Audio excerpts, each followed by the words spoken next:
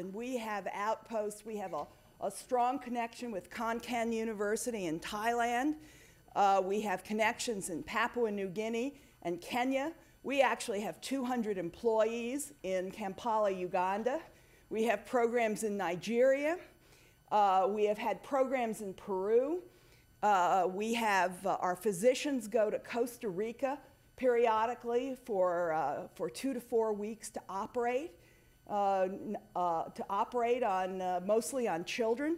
So we really have a major global presence of which we're very proud.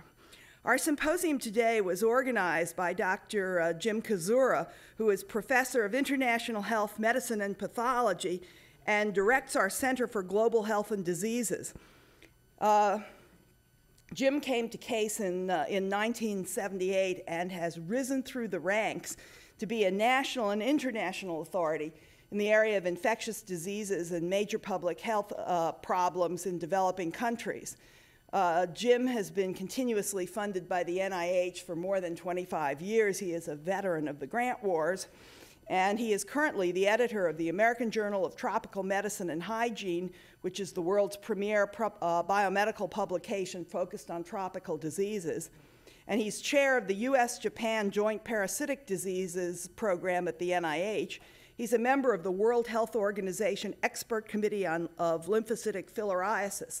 So you can see that he has broad interests and broad expertise and has been sought out by most of the major organizations that deal with international health.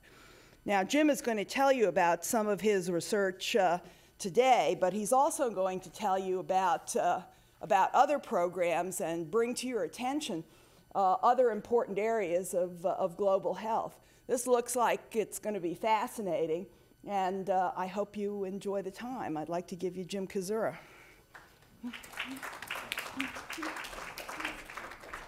Thanks very much, Pam, for the kind introduction. And as Pam mentioned, what we'd like to do this morning and then after the luncheon this afternoon is use this as a forum, perhaps, to kind of illustrate to you some of the important work going on at this institution, both now and in the past, on issues related to global health. So without further ado, I would like to introduce the first speaker, who is a friend of many of us at this institution, Dr. Richard Krause, and I think actually some of his classmates are here, as I understand from Dick, which is delightful to see people here as well from the class of 1952, I think, if I have that correctly. And just to briefly introduce Dick Krause, as I said, Dick is a graduate of this medical school in 1952. He did his house staff training in internal medicine at Barnes Hospital at Washington University in St. Louis. And then from 1954 to 1975, he rose up through the academic ranks at the Rockefeller University, where he and his colleagues really did seminal work related to the immunity to streptococcal infections, particularly the polysaccharide targets of these bacterial organisms and how they made the specificity of the immune response to those. After leaving Rockefeller University, he was director of the National Institutes of Allergy and Infectious Diseases, NIAID. I think it's a surprise to me when I kind of went over Dick's CV because I think for that time, most of the people were directors of institutes that come from within the NIH system. I may be wrong about that, and Dick, correct me if I am, but it was remarkable that he kind of really assumed the leadership of probably the most important biomedical research institution and funding agency in the world at that time, the NIAID. He was the subsequent leader, as we know, is Dr. Tony Fauci. After leaving the NIH in 1984, Dick was the dean of the Emory University School of Medicine from 1984 to 1988. He then returned to the NIH, and since then he's been on the advisory panel for the Fogarty International Center and is an investigator emeritus right now at the National Institute of Allergy and Infectious Diseases. And he's been a great supporter of the School of Medicine, this university, Metro Hospital, where some of his dear colleagues worked, as he's going to talk about today. And it's my pleasure, really, to welcome Dick to this forum.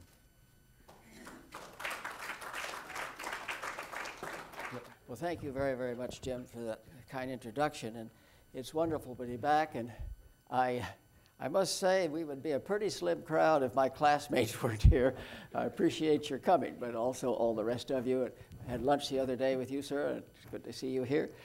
I'm going to talk to you about Charles Rammelkamp, or Rammel, as we called him, and the conquest of rheumatic fever and rheumatic heart disease, and then because this is a global medicine, not quite yet in the developing world and in sub-Saharan Africa. And it's been my privilege the last many years to, the last 10 years, to be working on a rheumatic fever project prevention in India, and I'll close with that and also then touch on some of the ethical issues which they've asked us to describe. Well, when I left here, I left to become an intern at Barnes in internal medicine, and I went in to see Jack Coy and tell him that I was going to Barnes. He hadn't seen the list yet, I guess. And he said, "Well, you're going on the private service, I assume." And you know, there were two services, and presumably the ward service was better. I said, "No, I was going on the ward service." And he looked at me. He was sitting down, I was standing. He looked up at me. He said, "Well, we could have sent somebody better, but then we could have sent somebody a hell of a lot worse." Well, that should remind you of Jack Coy. And when I came back about 20 years ago to give an AOA lecture, he was in the audience, and he had a better kick out of that joke than anybody there. Well, let me get on with it, because what I really want to emphasize, if nothing else, is that Rammel proved that you could prevent the very first heart disease that we were ever able to prevent. We knew nothing in 1951 about lipids. We knew nothing about smoking. We could not control hypertension. So hypertensive cardiovascular disease, we really had no preventive measures or treatment measures at that time. And we just sort of let the disease progress. We knew nothing yet about lipids, for example. We didn't have any of the modern drugs to control hypertension. And I think we've lost sight of the fact that the first heart disease to be prevented was conceived here in this building. And this is the arrow that points to where Rammel's office and lab was on the other side of the corridor. It was in the second floor of the preventive medicine building. And I am going to be discussing with the dean tomorrow that there should be a plaque in that building saying the first heart disease to be prevented was conceived by Charles Rammelkamp here in this building when he was an associate professor. Now let me get on very quickly. We are going to talk could we turn some of the lights off? I think there's too much light, or I'm sorry, they're preserving this for posterity. So I don't know whether you can see it or not. Can you? Yeah. Okay, we're going to talk briefly about the burden of streptococcal disease prior to the discoveries that I'll note. World War I, or Spanish flu, we first realized that secondary bronchopneumonia was due to hemolytic streptococci. That was the beginning of the beginning. 1918 to 28 entered Rebecca Lansfield, the first hero of this saga, on the classification of streptococcal disease, of streptococci. Then T. Duckett Jones at the House of the Good Samaritan on diagnosis of rheumatic fever. And the epidemiological studies that revealed group A strep as the cause of scarlet fever, strep pharyngitis, and their relationship to pathogenesis of ARF and AGN. Then entered Charles Rammelkamp at the Thorndike and the Evans, and working with Chester Kiefer, then one of the national authorities in infectious diseases. And Kiefer and others with Rammel focused on the clinical pharmacology, and I'm going to emphasize that a bit, of penicillin and its use in clinical trials. And it's there where I believe, although it's a matter of speculation, that Rammel had the firm conviction that you could prevent rheumatic fever by treating strep sore throat. Remember, it had not been successful with the sulfa drugs or with the first trials with penicillin.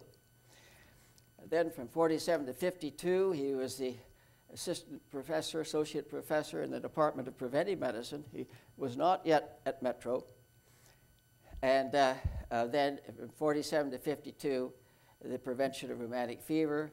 And then from 52 to 70, the American Heart Association led the successful efforts for primary and secondary prevention of rheumatic fever, rheumatic heart disease, WHO began similar efforts, and those are still underway in China, Southeast Asia, India, and sub-Saharan Africa.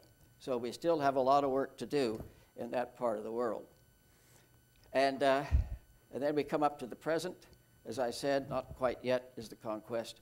And then a comment about clinical research in a foreign setting. Now that's a lot, but you have the handouts, and if any of you want the full page of the handouts, just let the director of this, her name is,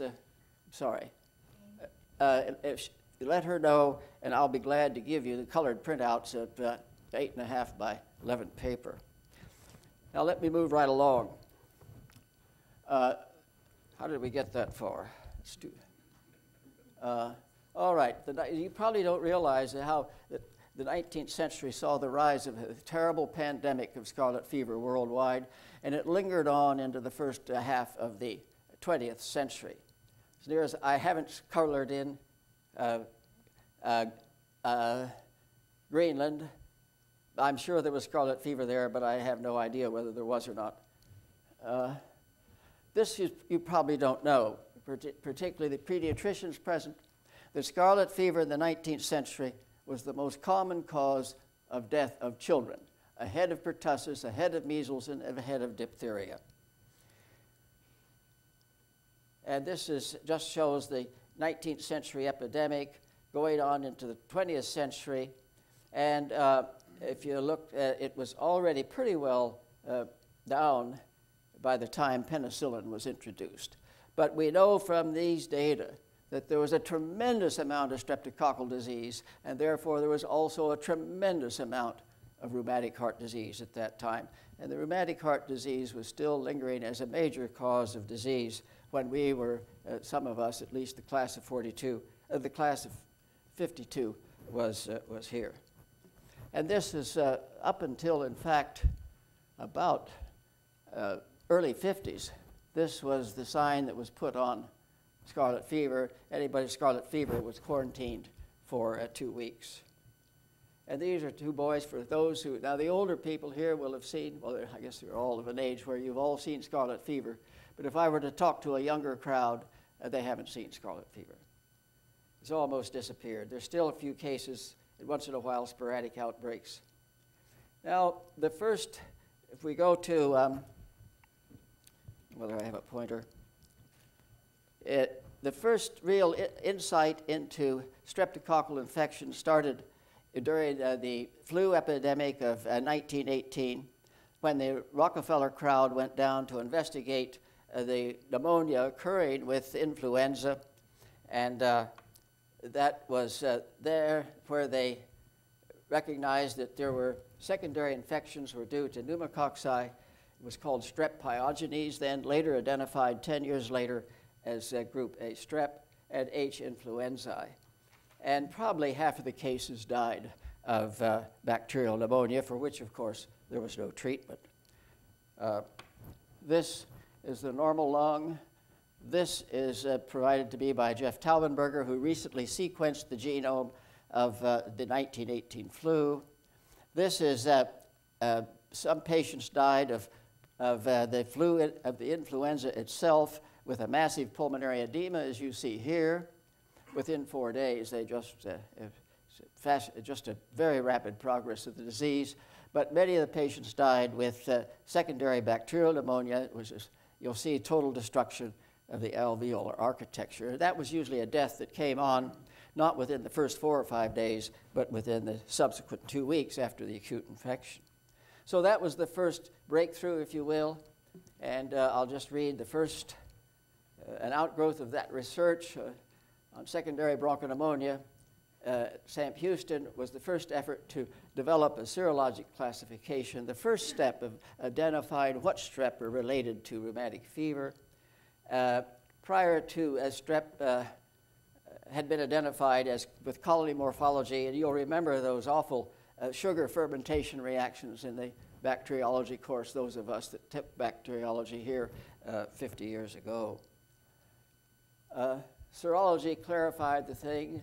So it was Lansfield, Rebecca Lansfield, one of the great ladies of American medicine, unraveled the complex serologic classification of the Fort Sam Houston strains. She whiled away the 20s, plus got married, had a daughter, on these strains isolated from bronchopneumonia and other sources. And she developed this classification, as some of you will remember, perhaps from the course was given to us by Dr. Lester Krampitz. But in any event, there's alpha, beta, hemolysis on a blood agar plate, and non-hemolytic strep are called alpha. And she developed the beta strep were developed into group A, B, C, D, F, G, and carbohydrates and proteins now up to their 80s. And the M protein gives rise to type-specific immunity, and thus patients are susceptible to multiple infections with different M types. And as a result, in the days before antibiotics, if a patient who had rheumatic fever was then very susceptible to another attack, with another attack of a different serotype, the rheumatic fever would get worse and worse and worse. And that was the reason that there were so many patients with severe rheumatic heart disease, because they had multiple attacks of acute rheumatic fever, and they had multiple attacks because there were so many different types of protein. And therefore, if you were infected with type 1, you could still be infected with type 4, infected with type 12, and so on. This was a masterful piece of work, and all during the 30s and 40s, the group A strep were then recognized to be the cause of strep pharyngitis, epidemic pharyngitis, scarlet fever, otitis media, sinusitis, secondary pneumonia, meningitis, impetigo, erysipelas, toxic shock syndrome, necrotizing fasciitis, and ARF, rheumatic heart disease, and AGN. And the whole issue of chronic nephritis after streptococcal AGN is still something of a question mark. There are those that think it is and those who think it is not. This is Rebecca Lansfield. I had the pleasure of working with her. I'm the only one left that worked with the two giants that I'm talking about today. Rebecca Lansfield, just a most wonderful woman, came from a military family. Her father was second in his class at West Point, one of the engineers. Her grandfather was second in his class at West Point. His great-grandfather, second in the class at West Point. Well, I think that's enough seconds in the class to come up with somebody who was going to be first, and that was Rebecca Lansfield. Wonderful woman. Well, I'm just going to say that he succinctly summarizes McCarty in the memoir of her, The State of Science Prior to Her Work. The relationship to the diseases that I just mentioned had not been established. It was her work that established it. So in the last paragraph I say here, the results Lansfield obtained had much to do with originating and crystallizing our concepts in regard to the epidemiology of streptococcal infections and rheumatic fever and acute nephritis. Really a grand woman. And so I'm now hope I will finish writing a book on the Conquest of rheumatic fever, not quite yet. The two pillars will be Rebecca Lansfield starting in 1928 and Charles Rammelkamp ending the story in the 1950s with the prevention of rheumatic fever and then the recognition we could prevent rheumatic heart disease developing with secondary prevention of secondary attacks. And the great work that the American Heart Association did in the major programs in the schools and in the cities throughout the United States to conquer rheumatic fever by being sure that cultures were available and throat cultures were available and the children were treated with a lot of the identification of those children in the school systems. Well, those are the culprits on a blood agar plate, big colonies with heavy capsules. The Jones criteria were very important in There was much argument about what rheumatic fever was, and T. Duckett Jones was the director of the House of the Good Samaritan in Boston, and these you remember as the major manifestations and the minor ones. Although the disease has changed over the years, when I see rheumatic fever in the developing world, I do not see the very florid disease that we saw 50 years, 60 years ago. And some things have changed. You simply don't see nosebleeds any longer. And I've not seen, for years, I've not seen subcutaneous nodules or erythema marginatum. Well, we can't talk about rheumatic fever without first saying a little bit about the history. The stethoscope was terribly important in diagnosing heart disease and other diseases of the chest. And Laennec is accredited with having first described the murmur of mitral stenosis, which of course became very important in a story of rheumatic fever. And he called it the stethoscope from the two Greek words. Everybody knew Greek and Latin in those days. In fact, his first treatise was in Latin. The chest, and then scope, which really in Greek means to inspect. Carl Wiggers, you'll recall, always insisted the stethoscope should be called the stethophone. I remember him telling us that several times. Wiggers was a true scholar. I've come to read about him, and I'm very impressed with how a scholarly physiologist we had for a teacher. But I fear he may have forgotten his Greek, because stethophone is not what it is, it's a stethoscope, what Laennec called it. But in any event, Laennec did much, of course, to relate the fact that there were heart murmurs associated with migrating arthritis. And that's when, in the middle of the 19th century, the first recognition that the heart disease and the arthritis, in some cases of arthritis, went together. This is something some of you may have not known, but the older members present will. There were convalescent beds for rheumatic fever in all the big cities, almost 2,000 in New York City, 500 in Philadelphia, 108 in Cincinnati, and if I had the long list, you would be surprised how many, just like tuberculosis hospitals. We had rheumatic fever hospitals in the days. They've all been closed down in the 1960s. Well, this is a child with congestive heart failure. The 1940s, of course, that child would not live that much longer. This is cardiac patients in Irvington House at Rheumatic Fever Hospital in New York, north of the city. And this is the rest period for rheumatic fever children, rheumatic heart disease children, special cardiac class in the public school systems in the 1930s. This gives you an idea of the magnitude of the problem that we faced in those days. And this was an important piece of work by over 20 years by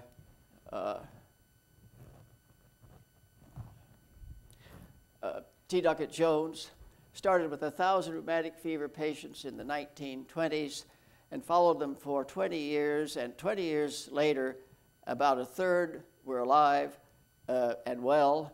A third had rheumatic heart disease with various levels of incapacity, and 1/3 were dead. That was the first time we knew the natural history of rheumatic fever and rheumatic heart disease. This was, of course, before the days of antibiotics.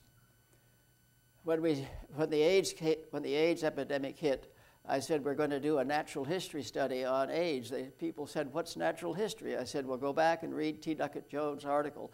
Natural history is to follow the natural history of the disease. So I said, we're going to enroll 1,000 gay men, give them all the instructions they need to try to be sure that they did not get the disease.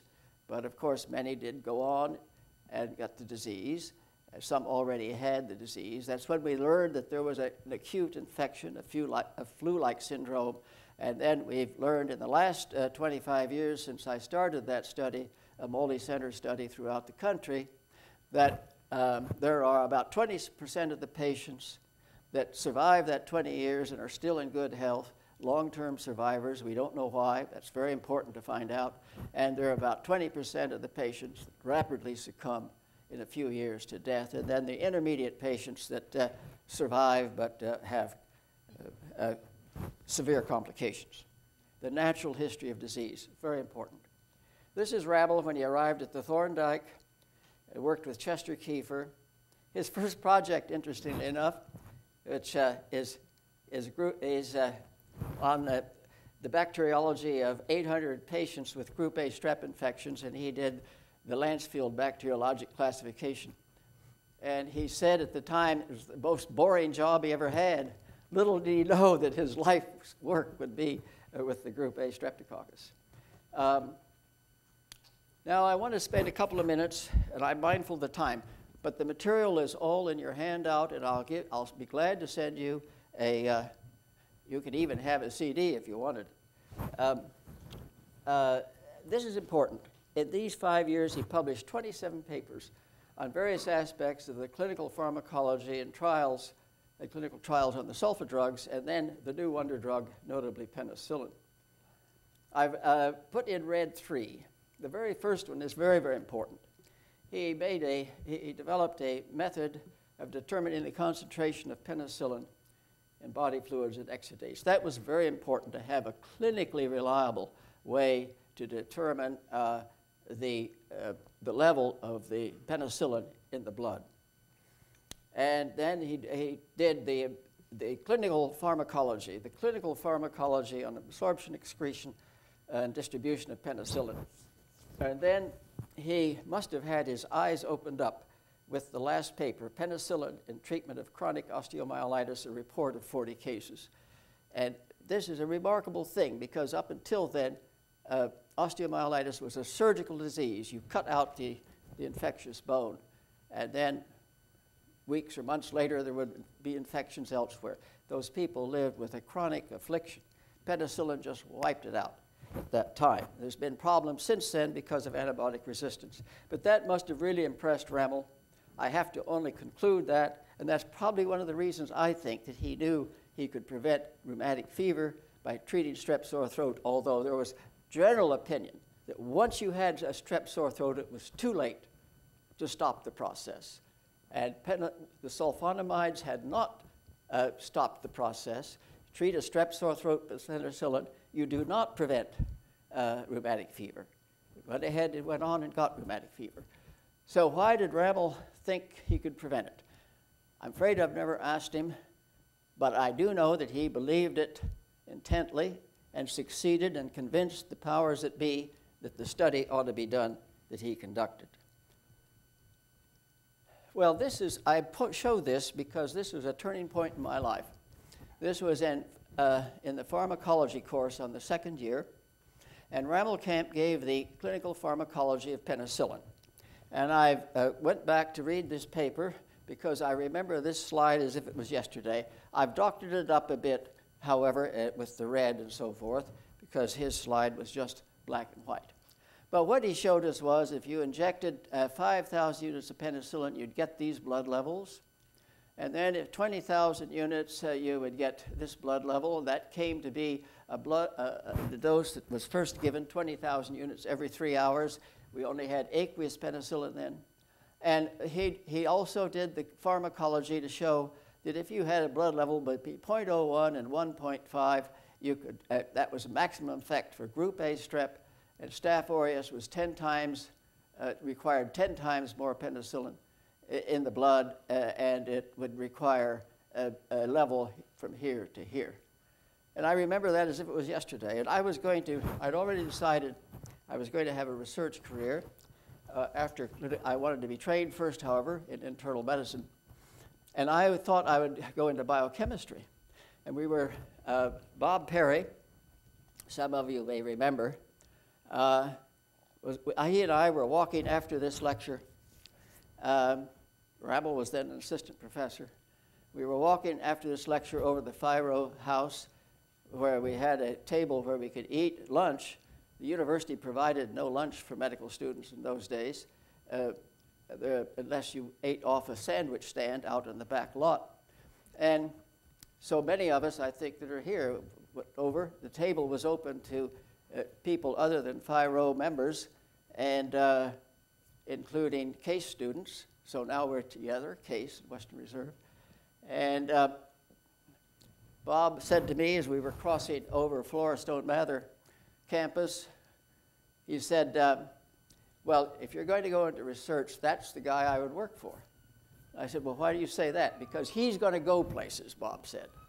Well, I think Bob had sort of psychological insights that I didn't have. Anyways, Bob Perry, who after Rammel, after he heard Rammel, he said he's the man to work for. And so I'm showing you that because it's history, and I've reminded Bob of it since then. Well, to go on, he was in 47 to 52, so we're talking about Rammelkamp before Metro. And he was the director of the streptococcal disease laboratory at Francis E. Warren Air Force Base. And why there? Well, this was in the 1940s, for example, the number of cases per 1,000, 49 cases per 1,000 boys at Warren Air Force Base. So you can see it was a big problem in the military, and it was up until through the Korean War. So the next we point to on the map is Warren Air Force Base, and I spent a year and a half there with Rammel, took a year out of school, as the class of 52 knows, and got my feet wet in streptococcal lore. And working with Rammel was really something. It was great out there. And so the issue of the day, the third paragraph, would intensive treatment of GAS pharyngitis with penicillin prevent rheumatic fever? He was convinced it was. I must give you only conjecture why he was convinced, but he was convinced it was. There certainly was opposition to the idea. There were many people who felt that no, the money should be spent on studying rheumatic fever process itself, learning what the process is, and then doing something to prevent the process. Well, Rammel carried the day with the Armed Forces Epidemiology Board, which was the source of all medical research funding in those days before the NIH, and it would require a large clinical trial.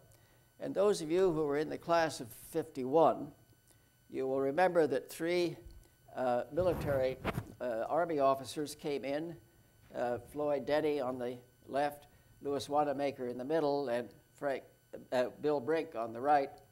This is at Warren Air Force Base in the middle of a snowstorm. And they came in to help teach us in bacteriology laboratory. And we wondered why on earth were they there. I never thought that in the future that I would be linked with them. Floyd on the left became a professor of pediatrics at Chapel Hill. Louis Wanamaker, professor of pediatrics at Minnesota. Brink went into private practice in Colorado, I believe. There's Rammel with two of them. And this is the attack rates of rheumatic fever at Warren Air Force Base. And, well, just so you see, there was just a hell of a lot of disease. And this is the paper, the classic paper, Prevention of Rheumatic Fever, Treatment of the Preceding Streptococcal Infection. It's very easy to get the data. You only need a minute. Of roughly 1,000 cases that had no treatment, there were almost 28 cases of rheumatic fever, and of 978, there were 2. Now, should it have been done? Was it ethical? I've tried to tell you, as best I could, that the issue was really up for grabs. There were many people who did not think it would work, and there were many people who felt that even if you did not get an attack of acute rheumatic fever because of the penicillin treatment, that the person would go ahead and develop rheumatic heart disease anyway, because all you did is suppress the acute manifestations. You had not really stopped the rheumatic fever process. And there were many people who held that view, and you could understand why. The sulfonamides had not worked. Cortisone had not worked. It had not prevented the subsequent development of rheumatic heart disease. So there were many reasons for thinking that. And the first trials with penicillin had not succeeded. But that Rammel's view, I'm sure, because he'd done the clinical pharmacology, was convinced that it would work, and that you had to give enough penicillin. As you know, it required treatment for 10 days, which the first uses of penicillin had not been. So in any event, it was done, proved conclusively, and he received the Albert Lasker Group Award, and that's Rammel. It wasn't, Rammelkamp didn't get the Lasker Award.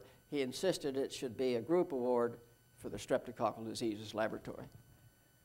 I think the original is with Rammel's daughter, Anne, who's a practicing nurse in Michigan. That's my favorite picture of Rammel in 1962. Secondary prevention of rheumatic occurrences. Stollerman should be given, second paragraph, should be given great credit for monthly injections of bicillin, prevented recurrent attacks of rheumatic fever. And once that was employed in the 50s and 60s, all the rheumatic fever hospitals closed down in the United States, and now there's very seldom a case except in an older individual who developed rheumatic heart disease before all of this came about. Each dot is a 603 fatal cases of rheumatic fever in Philadelphia from 30 to 34. This shows now what has happened with the rheumatic fever prevention and control measures of acute rheumatic fever patients in 60 to 64 and 77 to 81. Almost disappeared. The Conquest rheumatic fever, the first heart disease that we've conquered. We should never forget that. And it was done right here in the medical school building, conceived right there in that medical school building. And this gives you an idea of how severe the disease was in the 19th century. And then, of course, with the introduction of antibiotics, essentially the disease in the United States is gone, without rare exceptions, which I'll come to in a moment. This shows the declining severity of rheumatic heart disease. It was already declining, although we saw very severe cases in the epidemic at Warren Air Force Base. There are some hot spots, and we don't know why. And in the last 20 years, there have been several of them. This was a hot spot of Salt Lake City, and this is not in the slums. This is in suburban Salt Lake City. And there have been now all of these cases. One year there were 60 cases in 1985. And I'm not going, this is a paper which is a very, it's a very analytical paper. I only understand part of it, I have to tell you. But I do summarize it this way. Any explanation for this unusual cluster of cases of acute rheumatic fever in Salt Lake City due to only one M type of CAS will derive from a detailed analysis of the genetics of this organism, of this particular organism, and the pathological processes that derive from an infection with it. This is, the summary is that we've prevented rheumatic fever in this country, rheumatic heart disease, but it has yet to be accomplished in the developing countries where most of the world resides. And I have now not 10 minutes more to comment. I think I have until 10 after 10. This paper was published recently in the New England Journal, Prevalence of Rheumatic Heart Disease Detected by Electrocardiographic Screening. That's been a very, very important advance now in the developing world. We've known a long time that we could not, with auscultation, detect all of the murmurs that might be present, giving an indication that there was, in fact, already rheumatic heart disease in a person that we thought was normal. And this just shows, of course, the electrocardiogram, the echocardiogram scan. And this shows in Cambodia and Mozambique. This is a French paper. The main point to see here is the number of cases per 1,000 children of rheumatic heart disease. And with clinical screening, you get about 3% per 1,000. But with electrocardiographic screening, there's a much higher percentage of 25 to 35 per 1,000. So this is going to take a lot more work in the developing world. How many of these patients are, in fact, at risk for recurrence? We don't know. We don't know how prevalent this is in much else of sub-Saharan Africa. And we don't know, in fact, what it is in many other parts of Asia. The conclusion then is it reveals a much higher prevalence of rheumatic heart disease than we suspected. And it's yet to be sorted out how significant all that is. I was in China not too long ago, and they've made a great effort to cut down on the amount of rheumatic heart disease. They've done excellent surveys and had good programs underway, and they're making quite a bit of progress. They had rheumatic heart disease 79 to 80, almost 3 per 1,000 in adults, and in 10 years later, it was down to 0.22 per 1,000, and rheumatic heart disease, 205, 206, was down to 0.1 in adults. I don't have the data for children. India, I've been working for the last 8 years in 2 places, Chandigarh and Vellore at Christian Medical College, a wonderful institution. That's a whole story of it by itself, of how that got started 100 years ago by a young woman physician who went over there and started first a clinic and then a medical school for women, and now it's for both men and women. Well, this is some of the children. The gentleman on the right is my Indian colleague. This is 2 children. This is our visiting team to a village. We go out to the villages. We're working. This is a science class. They're outside, very little to work with. That's a science class. This is taking the throat cultures. We set up one of the rooms in the school. Well, there's a young man, and I was a mathematics major, so I was very intrigued by the mathematics. This is our team, driver and helper, and the doctor, woman doctor. And I asked how many students wanted to be scientists or doctors when they grew up, and that's how many held up their hands. This is, they work with slates still. They don't have paper, pencil. They use slates for teaching. Well, now we have to have a consent form, don't we, to do this study, because we're doing throat cultures and we're taking blood, and we're following them every week. And of course, if they get a strep sore throat, we treat them. So this is the consent form in English. And then we had to have, of course, this consent form in Tamil, which is used in South. And then we had to have an informed consent, the Hindi version, which we used in the North. And then we have to have an assent form. That's where the child gives his or her assent. They can't give the consent, but you must have a form where you show them the assent. I have a minute, so I'm going to tell you this little story. I worked with doctors from North India and South India. South India, they speak Tamil. North India, they speak Hindi. 2 entirely different languages. Different roots, different sentence structure, different everything. What do they speak together? They speak English. Everybody speaks English, because when you have a country with over 50, with 4 major languages and lots of dialects, the only thing everybody speaks is English. So we write it in English. Then we translate it into Tamil, translate it into Hindi. When I go to the IRB, Institutional Review Board at the NIH, they said, well, how do we know that this is an accurate English translation? I said, it's not an English translation. It was written in English and translated in Hindi and translated into Tamil. Oh, well, how do we know it's been accurately translated? I said, well, it's been done by people who know both languages. Oh, they said, no, you have to get a certified translation. You must send it to the Library of Medicine.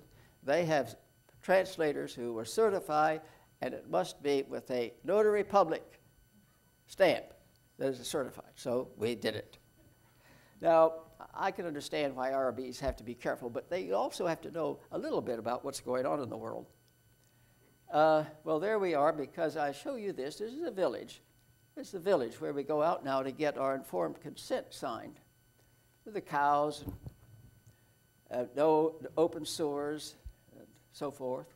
Well, now there's a lady, a mother, on the right, holding the son who's going to take part in the study.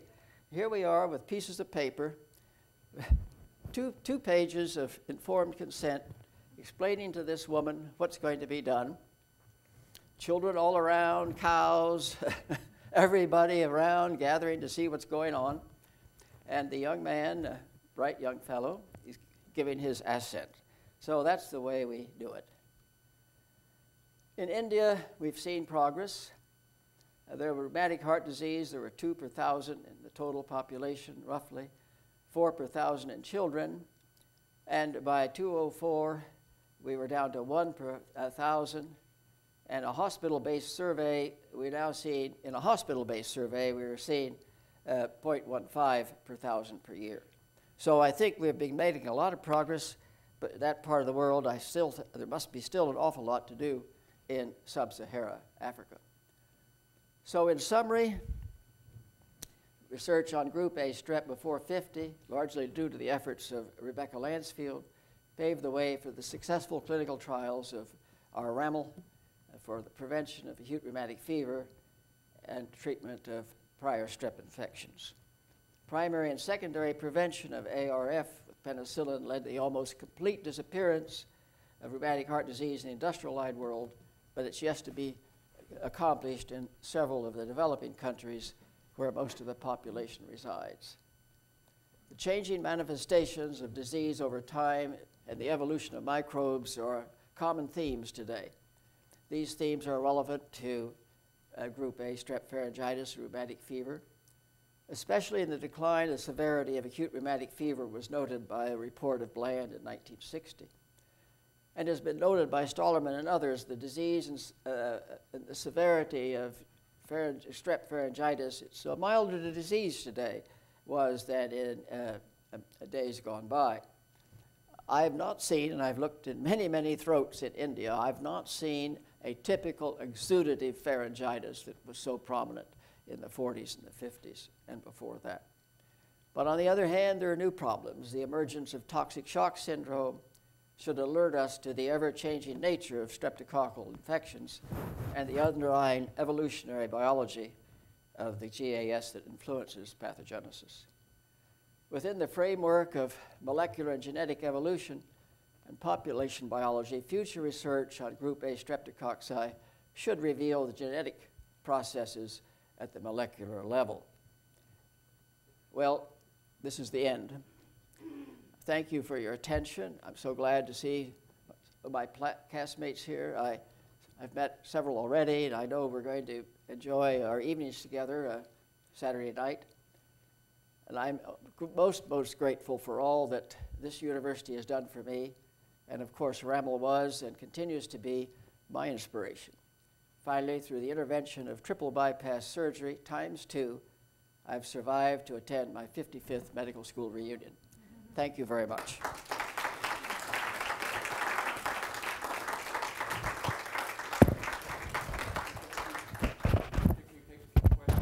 Sure. Yes. Dick, you made one passing allusion to the fact that, or the raised question was that key Rammelkamp trial ethics. And my question is, were there allegations raised at the time that this trial was not ethical? Yes, well, not later. Once ethical considerations became very prevalent in the 70s, and medical ethics began to be developed, then people went back and looked at it and have questioned it. But you can't, today you would question it. Yeah. But at the time, one has to understand that the issue was up in the air. So there's no doubt that it has been questioned in recent years. I think my own view is the situation was clear. If you have an intervention that you know is going to work, then a trial, of course, is not. But at the time, I think it was the only way to get the answer. Yes? Yes? For those of us who did a lot of primary care back in the 50s and 60s, we had that wonderful bicillin for prevention, the monthly bicillin. We Right. had that fabulous aqueous procaine bicillin where you could give one shot and treat the whole thing. The patients got better quite quickly. In today's world, when we're using all the oral things, sometimes for long periods of time, you always have concerns about getting the whole dosage in. How are you treating patients in these undeveloped areas, countries? What do you have available, and why did they get rid of those wonderful injectable treatments that were simple, inexpensive, and did the job? Well, they're still there. And there are many physicians in India that use bicillin for prevention. But it's very difficult to recruit children into a study if they know they're going to be given a bicillin, which has some discomfort with it. And it's more difficult to get through an IRB. It's more difficult to recruit the parents and the children. So I must tell you that we used oral penicillin in the study in India. We did all sorts of things to try to monitor it by having the teachers supervise their swallowing the pills while they were at school during the week, but we had no way of knowing about the weekend. So it's a difficult issue. Jim, why don't you believe you had a question? Basically the same about the availability of the penicillins in the... There's plenty of penicillin available, including the depot penicillin. It's dirt cheap. And yes. So, what do we know about the etiology of rheumatic heart disease? And I understand that the question is, what's the pathogenesis of the disease in the untreated individual, for example? We don't know. We don't know that. The bottom line is, Mel Kaplan, some of you may know, worked for 40 years at Metro on the autoimmune theory. Rammel was always interested in mechanisms. There was a question of whether it was a latent infection of the strep somehow. There was a time when we thought about latent infections. And so he tried treating rheumatic fever patients with, SBE doses of penicillin. That didn't have any effect whatsoever on the prevention of rheumatic heart disease. That was a big study done in Chile. There have been thoughts that all the various streptococcal toxins, but efforts to relate them, like the streptolysin and so forth. The bottom line is we do not know the pathogenesis of acute rheumatic fever following a strep infection. There are clues, but it's absolutely a black box. And I thought this was really going to be important because here is an infection that we know gives rise to rheumatic fever, rheumatic heart disease, and it ought to be easy to find it out. We don't still know anything about the infections or whatever they are that really bring about rheumatoid arthritis. But in the case of rheumatic fever, we should have been able to find out. The fact is we don't know. That's the bottom line. I think I'll be around. You've been a very yes. You've been a very kind audience, and I'm just surprised that I'm here.